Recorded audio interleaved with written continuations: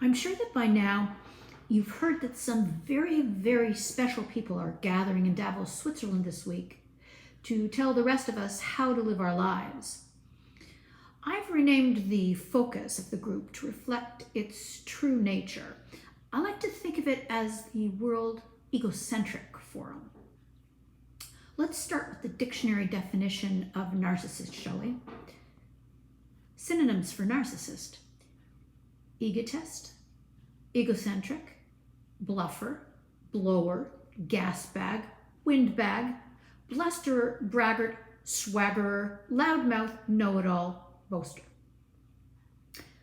Now we can attribute pretty much all of these adjectives to the attendees of this gabfest for billionaires and their hangers-on. It would be comical if it weren't so blatantly hypocritical and intrusive to our very lifestyles and freedoms. Klaus Schwab, aka the modern-day Führer, is thrilled to announce that he is preparing a master plan for a global world with the help of all the Western governments that he is slowly managing to penetrate. Just ask our deputy PM, Miss Freeland. Bill Gates drones on about how we need to reduce the population, eat bugs, and limit any excesses by reducing our carbon footprint. He probably prepares his speeches while relaxing on his private jet over a nice ribeye and a tasty Merlot.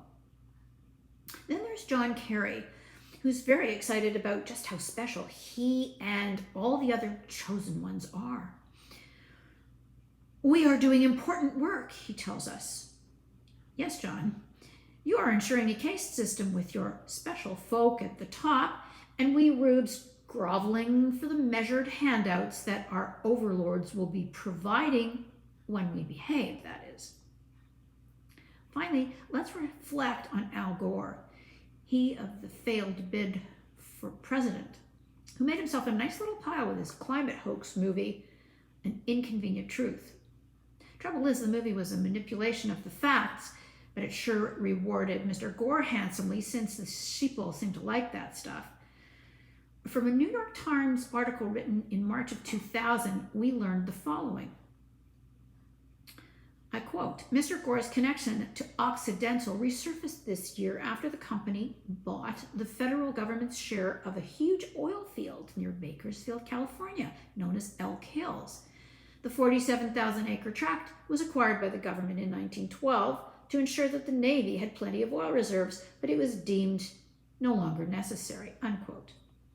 And speaking of hypocrites, how about our very own Liberal Party with the biggest narcissist of them all, Justin Trudeau?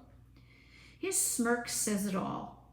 One can almost hear him whispering under his breath, suckers, as he hops onto one of his several taxpayer-funded jets to lecture the world on how it is our duty to protect the environment and to stop tyrannical governments from encroaching on our liberties. And he says this all with a straight face. Yes, the World Egocentric Forum in full swing, with bluffers, blowers, gasbags, and windbags aplenty. Now, if that doesn't leave you with the indelible and unforgettable impression of a whopping, smelly carbon footprint.